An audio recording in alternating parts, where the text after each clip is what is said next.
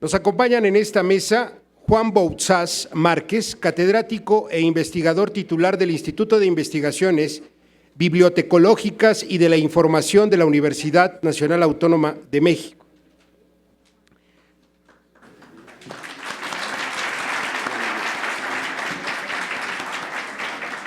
Y está con nosotros también Jorge Tlatelpa Meléndez, de IMAC, quien acompañará a nuestro conferencista.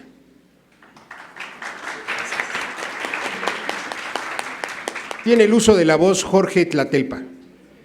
¿Qué tal? Buenos días tengan todos ustedes. En sus programas, desde luego que estarán leyendo que este lugar lo va a manejar el doctor Acuña. Sin embargo, él tiene una actividad pendiente en este momento y la está atendiendo, y me ha pedido que iniciemos en respeto al tiempo y a todos ustedes que nos acompañan.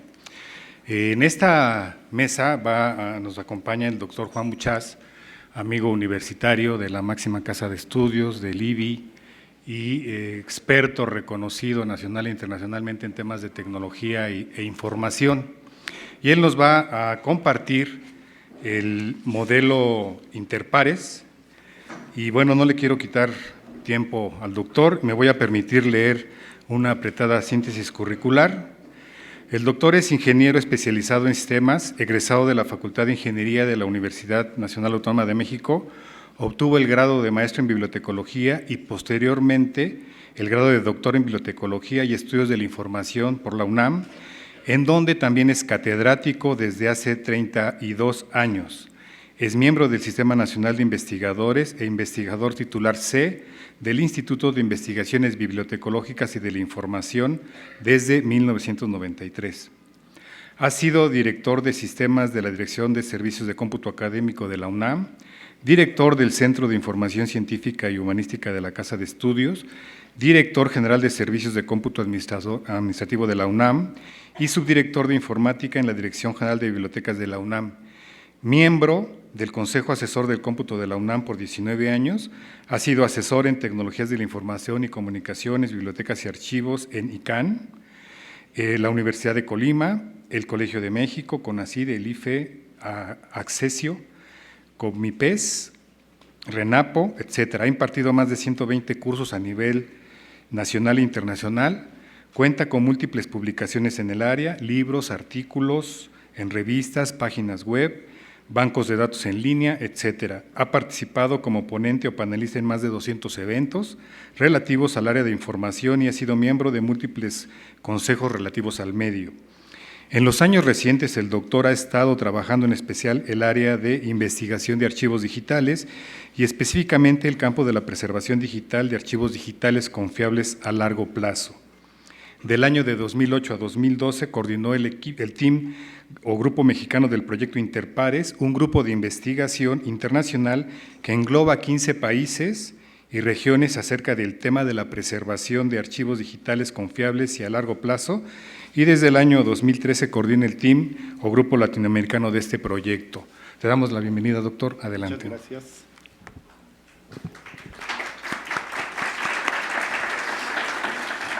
Gracias, buenos días a todos.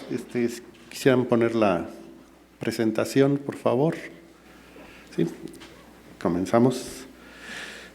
Sí, la que sigue. ¿Con ¿Para dónde apunto? ¿Hacia acá? Ok. Bien. Antes que nada, agradezco muchísimo la invitación al IFAI. Me da mucho gusto estar por aquí otra vez. Para participar en este seminario. Como ven, yo vengo de tierras lejanas, de aquí de Ciudad Universitaria.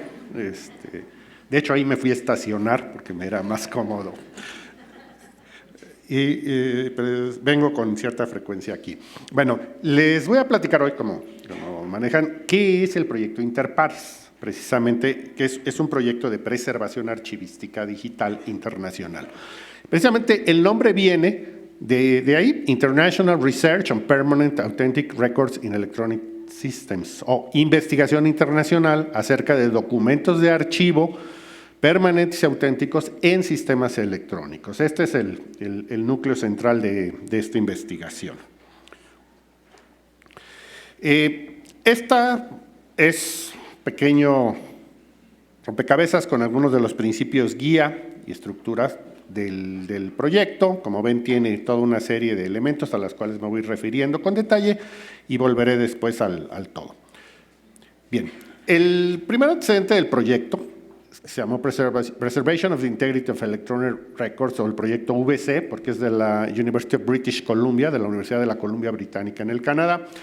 Se trabajó en la segunda mitad de los 90, porque en ese entonces empiezan a crecer mucho los documentos de archivo digitales. Es cuando empieza a haber el advenimiento y empieza a cambiar el peso en las organizaciones de documentos de archivo en soportes tradicionales a documentos de archivo en soportes digitales. Y empieza a haber toda una serie de preguntas para las cuales no hay respuesta. O sea, cómo se manejan esos documentos, cómo se preservan. Porque hay una cuestión que es muy importante, de la cual parte toda esta idea. Cualquier documento, en especial un documento de archivo digital, para poder ser preservado tiene que cambiar. Esa es lo que llaman la paradoja de los documentos de archivo digitales. Uno pensaría preservar, pues es dejar algo inamovible, intocable, que precisamente nada lo dañe, nada lo toque, nada lo altere. En documentos, digamos, de soporte tradicional eso es válido, pero en documentos de archivo digital, o cualquier tipo de documento digital, el problema es que si no se actualiza, si no se cambia, la misma obsolescencia tecnológica pues lo deja inaccesible. El problema no es preservar documentos de archivo de aquí a 3 años, a 5 años, a 10 años. Cualquier informático puede decir cómo se mantiene en ese periodo. Pensemos y decir, a ver, un documento de archivo digital que existe hoy, ¿cómo puede seguir siendo accesible dentro de 100 años, dentro de 200 años, independientemente de las computadoras, los sistemas, los formatos, los equipos o las cuestiones que existan en ese entonces? Y ahí es donde entra todo esto, lo detona ese hecho. Es el gran punto, el gran parteaguas de la preservación digital. Para preservar documentos de archivo digitales, tienen que modificarse de tiempo en tiempo para que la obsolescencia tecnológica no los deje inaccesibles. Pero, entonces, si los tenemos que modificar, ¿cómo podemos garantizar si los documentos ya no son el original, tal cual estaba, ha sido modificado, ha sido actualizado para dejarlo accesible? ¿Cómo se garantiza que es auténtico, que no ha cambiado en su esencia, que no ha sido alterado en todo su contenido y su esencia, y que sigue siendo un documento auténtico, fidedigno, fiable, etcétera, etcétera? Y ahí es donde entra toda una serie de preguntas que detonan toda esta investigación. ¿Cómo poder mantener documentos a largo plazo digitales, ¿sí?, cambiándolos para que la obsolescencia tecnológica no los deje inaccesibles, pero manteniendo y garantizando por parte del que lo gestiona, del que lo preserva, que pueda garantizar en todo momento su autenticidad, su estado de ser fidedigno, su fiabilidad? Ese es de lo donde parte todo esto. Y hace 15 años no había respuesta para estas preguntas. Por eso se inicia toda una serie de teorías. Entran también en esa época los movimientos precisamente de acceso a la información, de gobierno, transparencia, rendición de cuentas. Es cuando se empiezan a volver fuertes en muchos países, inclusive en México. Dicen, ok, documentos que habían sido hechos para las organizaciones ahora tienen que abrirse al público. ¿Y hasta dónde hay derecho al acceso y hasta dónde hay derecho a la privacidad? ¿Qué cosas sí, qué cosas no? ¿Cómo se presentan estos documentos al público? ¿Bajo qué condiciones? ¿Cómo se gestionan y cómo se manejan? Toda una serie de preguntas para las cuales no había respuesta en ese entonces, y de ahí es de donde viene todo esto. Entonces nace este primer proyecto, pues normas para la producción de documentos de archivo confiables. Las primeras teorías en este sentido se hacen en ese proyecto. Y ese es un proyecto hecho prácticamente por personas de archivo. Los archivistas pues se preocupaban de cómo gestionar esto, cómo manejar esto, y hacen toda una serie de propuestas, planteamientos y teorías. Y después surge una primera fase que ya se llamó Interpares 1, del 98 al 2002, donde establece estos medios. Las primeras recomendaciones, cómo se valoran los documentos de archivo digitales, cómo se empieza a garantizar y a proceder con la autenticidad. Se empiezan a establecer premisas que ahora ya son lugares comunes, todos los archivistas las conocen, pero que en ese entonces era inédito, y decía, la preservación de los documentos de archivo digitales tiene que comenzar el mismo día que los produce. usted no puede producir hoy documentos de archivo digitales y empezar dentro de 5 años, dentro de 10 años, a preguntarse cómo los va a preservar y cómo va a garantizar su autenticidad. Tiene que hacerlo desde el primer día y con toda una serie de recomendaciones y lineamientos que se fueron gestando y haciendo en ese entonces. Surgen toda una serie de recomendaciones, normas ISO, estándares internacionales que tienden precisamente a orientar y a recoger toda esa experiencia que nace de muchos otros proyectos y entre ellos el de Interpares. Entonces, repito, primero es un proyecto que es extraído de archivistas y de las ciencias archivísticas. Pero al poco tiempo se observa pues, que también hay muchas connotaciones legales, ¿sí? Técnicas, en todo esto, políticas, sociales. Entonces, hay toda ya una imbricación en el manejo y en la gestión de documentos conforme se empieza a entrar a toda esta cuestión de la globalidad de la información, el acceso a la información, la transparencia, la rendición de cuentas. Y entonces hay otros factores a considerar que ya no son de la ciencia archivística, ya son legales. Entonces, tiene que ver con el medio jurídico, etcétera. Entonces, hay una etapa que se llamó Interpares 2, ¿sí? Del 2003 al 2006, pero entonces ya el trabajo se vuelve multidisciplinario y después inclusive transdisciplinario. Hay toda una visión de expertos en muchas disciplinas, ya, de ingeniería técnica, obviamente la archivística sigue, expertos legales, juristas, cuestiones que tienen que ver ya con banca, con industria, con arte, con ciencia. ¿Por qué? Pues porque los documentos de archivo se manejan no nada más a nivel gobierno, se manejan en muchos ámbitos. ¿Y cómo se va a preservar todo eso? Toda una serie de elementos que están ahí, esa fase se le llamó Interpares 2, me voy rápido. Y esto lo que hace es empezar a producir toda una serie de postulados, recomendaciones, principios, lineamientos. O sea, empieza a hacerse ya toda una estructura de conocimiento que no existía antes o que coopera con otras estructuras que se van dando a nivel mundial. Este es un proyecto que comienza en la Universidad de Columbia Británica, pero después se va haciendo internacional por la misma cuestión. En Interpares 3, la etapa 3 de este proyecto, fue del 2007 a 2012, aprovecha los resultados anteriores y dice, ok, ya tenemos suficiente teoría, principios, metodologías, y entonces ahora hay que buscar cuestiones aplicadas. Hay que trasladar todo este conocimiento pues a las organizaciones que manejan, que gestionan documentos de archivo digitales, pues para que puedan en un determinado momento producir mejores archivos digitales, documentos de archivos digitales, para que los puedan en su momento gestionar mejor y para que a la larga los puedan conservar, preservar de manera correcta, confiable, etcétera. Y entonces empieza a haber ya toda una serie de aplicaciones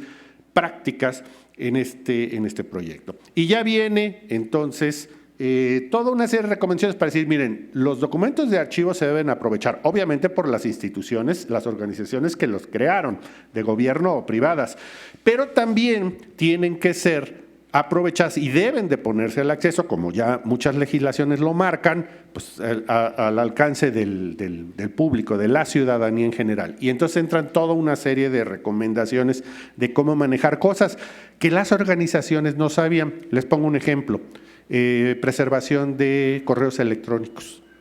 O sea, los correos electrónicos forman parte de los documentos y de la documentación de toda organización, pública o privada. Pero por lo general no se hace todo un sistema o toda una metodología de preservación de correos electrónicos. Me refiero a los correos electrónicos institucionales. Sí, bueno, ¿y cómo se preservan? ¿Cómo se manejan los correos electrónicos de una dependencia de Estado? Bueno, pues hay toda una serie de recomendaciones y de estándares, porque precisamente pues no es simplemente decir cópielos en un disco duro y ya están preservados y a ver ahí que alguien los consulte, ¿no? Todo esto está ahí en esta fase que se volvió, digamos, la fase aplicada. Aquí hay toda una serie de metas que se dio el proyecto. Como ven, pues impulsar un entorno que apoye objetivos generales de preservación, auditorías que ayuden a los tomadores de decisiones en políticas. Colaborar con las organizaciones pequeñas, grandes, en el desarrollo de políticas, estrategias, procedimientos, planes de acción para producir y preservar materiales, asesorar a las organizaciones pequeñas para recomendaciones en este sentido, evaluar aplicabilidad de soluciones, precisar los principios, teorías, métodos, conceptos, todo esto que tiene que ver. Como mencionaba la ingeniera en la reunión anterior, muchas de las cuestiones ahora hay sistemas de gestión de documentos de archivo digitales o sistemas de preservación. Mucha gente cuando dice sistema de gestión piensa en un programa de computadora. O sea, ok, voy a comprarle a la compañía tal el sistema de gestión archivística, lo instalo en mi computadora y con eso voy a manejar mis archivos. O el sistema de preservación es un programa, una aplicación de computadora que yo le compro a un proveedor, instalo en mi computadora y con ese programa de computadora preservo. Error. Una de las cosas precisamente que salió en todas estas teorías dice, mire, el sistema de gestión archivística, entiéndase sistema por todo el conglomerado de personas, recursos materiales, financieros, de cómputo, procedimientos, leyes, regulaciones, experiencias y conocimientos que en conjunto permiten administrar, gestionar esos documentos de archivo. Y lo mismo con la preservación. Entiéndase sistema en esta visión integral de personas, recursos, procedimientos, etcétera. Y como la práctica lo ha demostrado, y yo coincido ahí, en los sistemas de gestión archivística digital o de preservación, 90% es método, 10% es tecnología. O sea, cuando yo adquiero una cierta tecnología, estoy adquiriendo el 10% de la solución. Me falta el 90% de la solución. Y ese 90% son métodos. O sea, hay políticas ya de la organización para la gestión y el desarrollo. Hay lineamientos, ¿sí? Hay normatividad, hay leyes que me respalden. Toda una serie de procedimientos de producción, de manejo, etcétera. ¿Cómo van a ser las valoraciones de esos documentos? ¿Quiénes son los responsables de garantizar su gestión y que van a garantizar esa autenticidad? ¿Cuáles son todos los metadatos y todas esas cuestiones que me van a permitir todo eso? Todo eso es lo que forma el sistema. Entonces, hay que crear un sistema donde 90% es método, 10% es tecnología. El sistema no es programa de cómputo y todo eso fue de las cosas que salieron en Interpares 3, inclusive está formular modelados. Esto lo voy a dejar y luego pueden tener acceso para todos estos. ¿Cuáles son estas metas? Como ven, es un proyecto muy grande que tenía muchas, fue evolucionando de la parte teórica hacia después la parte aplicada. Una vez que se resolvieron las cuestiones teóricas, se fueron creando toda una serie de elementos y pasó de ser un proyecto de archivistas, o sea, de especialistas en archivos, a un proyecto transdisciplinario donde trabajaban personas del área técnica, de cómputo, legal, tomadores de decisiones, de banca, de ciencia, etcétera, etcétera. Hablo de los principios guías que estaban en el rompecabezas del principio. Me voy rápidamente nomás para que entiendan cómo funciona el proyecto. Interpares son equipos humanos, o sea, son teams, se le llamó team por la cuestión de equipo, esta parte, o sea, pero no tan solo es un team en esta parte de equipo, sino el Theoretical Elaborations into Archival Management, o son las personas responsables de las elaboraciones teóricas para la administración, para la gestión de archivos. Es un grupo de personas que estaban ahí. Todos estos grupos de personas, los teams, el conjunto de los teams forma lo que se llamó en esa época la Alianza Internacional. La Alianza Internacional, en la tercera etapa, o sea, ya que había crecido, ahí están los teams. Había un team África, de esta región, Brasil, Canadá y Estados Unidos, era un solo team. Cataluña, Colombia, Corea, China, Italia, Malasia, México, Noruega, los Países Bajos, el Reino Unido, Singapur y Turquía. Se podían agregar otros.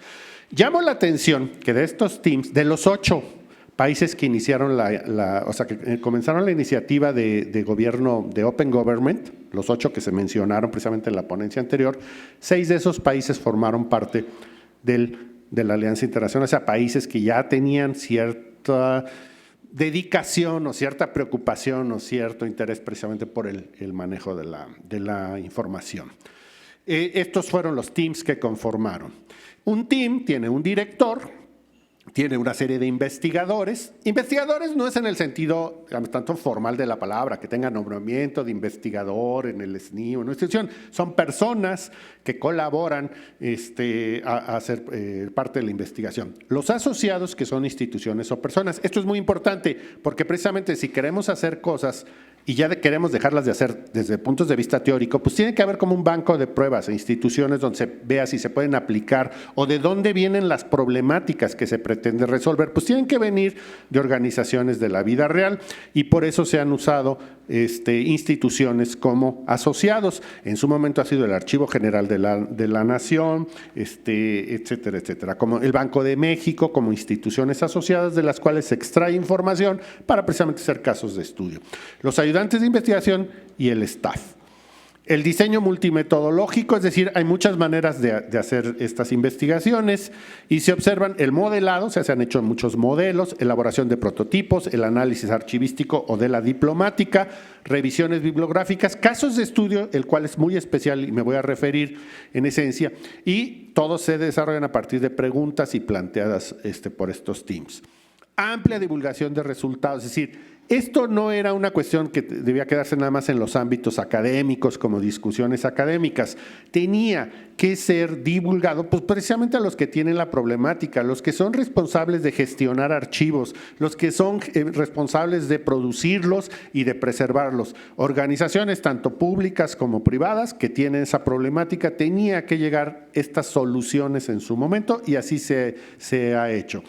En el sitio que está ahí, www.interpares.org, está toda una enorme cantidad de publicaciones que se han producido precisamente sobre estas cuestiones teóricas o prácticas, o en el sitio del Instituto ibiunam.mx/archivística. Hay mucho en castellano, que es lo que hemos producido nosotros, por eso hubo un Team México para traducir o crear información en castellano, pero la mayor parte, por ser un team internacional, muchas de las cosas se sacan también en inglés para que sean de un dominio internacional. Entonces van a encontrar, la mayor parte de la información está en inglés por ser internacional, aunque hay partes también, una buena parte en castellano. Hay una nueva etapa que ahora ya no se llama Interpares 4, se llama Interpares Trust, poco porque ya es un consorcio. Esto no es con fines lucrativos, es una organización académica internacional, ¿sí? Pero se llamó el Trust por ya toda la estructura. Y ahora tiene nuevas cuestiones que tienen también que ver con confianza, y ahorita me refiero a la confianza de políticas, procedimientos, reglamentos, normas, legislación, a documentos de archivos que están en la Internet, para asegurar confianza del público, confianza pública en las organizaciones y los documentos de archivo, porque ahora viene un problema de confianza. ¿Qué pasa con los documentos que ciertas organizaciones tengan depositados en la nube? Por ejemplo, ¿son confiables o no? El que está guardando esos datos, o sea, el proveedor que guarda eso, ¿es confiable o no para la propia organización que quiere guardar esos documentos en la nube? Son nuevas preguntas que ahora salen con problemáticas ahora de la red, con evidencia de buena gobernanza, tecnología digital, etcétera. Los teams han crecido, ahora ya no son estos 15 por países, ahora son por grandes regiones. América del Norte, que es Estados Unidos y Canadá, América Latina, sí, ya sé que México está en América del Norte, lo dividimos así por cuestiones de idioma, obviamente porque en Estados Unidos y Canadá era una cuestión de idioma, y porque todo el resto, aunque nosotros somos América del Norte geográficamente, teníamos América Latina por cuestiones de idioma y muy importante de legislación. En Estados Unidos y Canadá se maneja derecho consuetudinario, que es un tipo de legislación muy distinta, con considerandos distintos que no son extrapolables directamente, mientras que toda América Latina, desde aquí hasta la Argentina, manejamos derecho romano canónico y es por lo mismo otro tipo de estructura. Por eso se hizo en esta forma.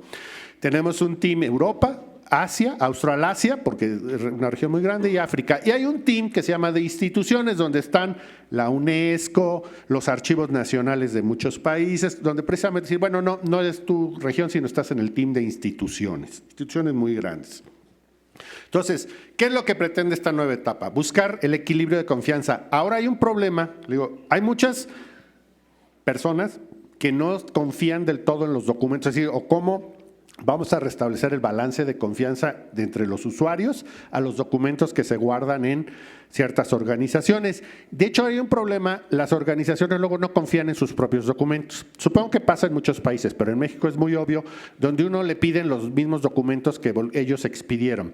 Un ejemplo, cuando yo voy a hacer un trámite de tránsito, me dicen, traiga usted la factura, las tenencias de su auto, etcétera. Oiga, pero las tenencias, ustedes me expidieron la línea de captura, porque ya no hay otra manera de pagarla, o sea, yo no voy así, ustedes me expidieron la línea de captura, yo la pagué en un banco y ustedes la tienen, no, traiga usted la copia de las tenencias. Oiga, la factura ya van como 3 veces que la presento, ya la escanearon, ustedes la han escaneado, sí. Lo que no dicen es, no confiamos en nuestros propios documentos de archivo, en nuestros procedimientos. Lo que quieren decir es eso, y eso es muy común y sucede, ¿sí? Y entonces, bueno, ¿cómo se va a restablecer? O sea, ¿cómo se establecen estos equilibrios de confianza entre la información, las propias dependencias, esto que mencionaba, la nube, documentos de archivo en la nube? Eso es lo que estamos tratando de ahora de estudiar para volver a poner reglas de algo que ahora ya no existe. ¿Se pueden poner documentos de archivo en la nube? ¿Sí? ¿No? Y ¿bajo qué condiciones? Esas son las nuevas preguntas que la investigación pretende resolver. Un marco de confianza. De repente muchas organizaciones, entonces están muchas organizaciones de gobierno, y dicen, híjole, estoy manejando muchísimos documentos digitales de muchísimas personas, pero yo no estaba preparado para asumir esta enorme responsabilidad. ¿Cómo los manejo? ¿Cómo garantizo su seguridad, su preservación, su adecuada gestión? ¿Cuáles son las premisas bajo esto? Y eso es parte de lo que queremos resolver, que a la larga todo esto, pues lo que pretende es ayudar a estos procesos de transparencia, el cumplimiento de la rendición de cuentas y por ende el gobierno abierto, además de seguridad y economía de la información, ¿sí? Acceso a la información por un lado, privacidad, temas nuevos que están emergiendo, derecho al acceso a la información, derecho al olvido, que son los temas que ahora se manejan. Todo esto es lo que se maneja en la nueva etapa de esto. Simplemente ya rápido, ya para concluir, aquí hay una serie de resultados, por ejemplo, ahí están resultados que ha sacado el proyecto que ustedes pueden consultar. Marco de referencia de principios rectores para cómo hacer políticas organizacionales, lineamientos guía para producir o para preservar materiales digitales por parte de particulares o de organizaciones. Hay versión electrónica, aquí hay una pequeña versión en papel que se hacen como respaldo. Todos estos documentos son de acceso abierto y gratuito en el sitio de Interpares o en el sitio del IBI. Ustedes los pueden ver, los requerimientos base, es decir, cómo se valoran, cómo se evalúan los documentos para asumir o no la autenticidad de los documentos de archivos, el análisis forense digital, toda una serie de teorías ahora que tienen que ver con métodos probados científicamente para colectar, validar, identificar, analizar, interpretar documentos y presentación de evidencia que tenga carácter de legal. Ontologías, glosario, por ejemplo, este es un glosario que está nuevecito, acaba de salir, es el primero que se hace en México sobre preservación archivística digital. Está esta versión impresa, que son pequeñas versiones que hacen como respaldo. Todo esto está en electrónico, ustedes en PDF lo pueden descargar sin ninguna restricción en el sitio del IBI, están las ontologías, etcétera, etcétera. Todos nuestros materiales son de acceso, una vez que pasan la etapa de que son internos, porque ahí sí son, tienen restricción, mientras están trabajando, entran a un momento de publicación donde ya son públicos y de acceso total. Y entonces ya concluyo precisamente, volví a decir, todo este proyecto entonces es un protocolos de investigación, la colaboración entre muchas regiones. La ventaja de esto es que hay proyectos que han iniciado en un país que podemos extrapolar y aprovechar en otro, como es el caso del de correos electrónicos que fue hecho en Italia, pero lo puede aprovechar cualquier organización. Libertad de investigación, la estructura de teams, la organización internacional, el diseño de casos de estudio. Nosotros estamos haciendo precisamente ahora un caso de estudio con IFAI, estamos trabajando precisamente para detectar toda una serie de maneras de que se trabaja la información en el portal Infomex y en el POT, para, obviamente esto lo hacemos con el fin de encontrar algunas pequeñas áreas de oportunidad y recomendar mejoras en el manejo de todos esos documentos de archivo, tanto para los que lo producen, las dependencias o las agencias gubernamentales que lo producen, como para IFAI, que es el encargado de gestionar todo esto. Este es en esencia el proyecto. Si quieren consultar más, ahí están los sitios: IBI, Instituto de Investigaciones en Bibliotecología de la Información, UNAM-MX, hay una pestaña especial de archivística donde van a encontrar todo esto, o todo lo internacional, tanto en castellano como en inglés. Bueno, y si quieren, también hay publicaciones en malayo o en chino, lo que hicieron los teams de los otros equipos, o en italiano, hasta en catalán tenemos cuestiones ahí y pueden leer mucho más, que esa es parte de la cuestión. Los responsables de los archivos o los interesados puedan acceder a más información de este tipo. Ahí está, también les dejo mi correo por si quisieran alguna aclaración. Les agradezco mucho su atención. Este es en esencia lo que ha sido el proyecto Interpares. Gracias. Yo quiero decir